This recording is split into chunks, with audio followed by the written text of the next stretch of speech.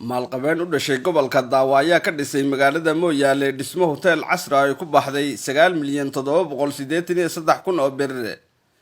waxaana xadhiga ka jaray maamulka degmada Mooyaale ee gobolka Daawa. dhismaha hotelkan casriga ah ee laga hirgeliyay xarunta degmada Mooyaale ee gobolka Daawa ayaa ah mid ka kooban 25 qolka jiifka ah. madasha shirarka hotelka isla markaasina ay u dhameystiran yihiin dhammaan qalabayntii looga baahnaa. gudoomiyaha degmada Mooyaale Mudane Bishaar Aadan Kiyaato warbaahinta deegaanka Soomaalida SRTV la hadlaya sheegay in dhismaha hotelkan casriga ah ee laga hirgeliyay magaalada Mooyaale uu yahay mid wax weyn ka bedeli doona korriinka magaalada bilicdana door muhiim ah ka qaadanaya.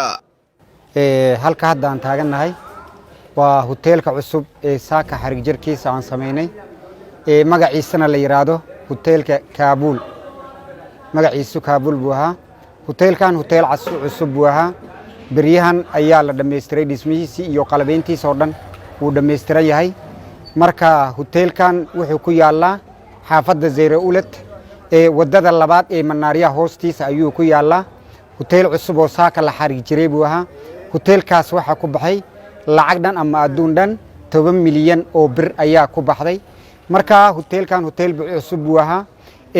kulley wixii qalab ah oo looga baahan yahay oo dhan wuu dhameystiran yahay.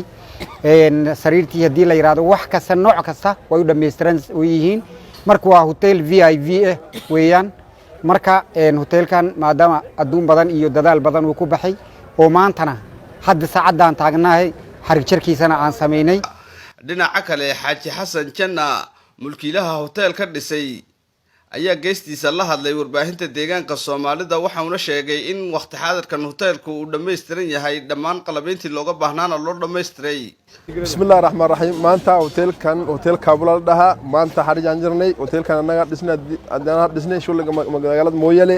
shacabku waxaan ku baaqi lahaa inaan soo dhawaadaan inaan hotelkan siyaadaan inaan imaadaan inaan martaan soo qaabilno.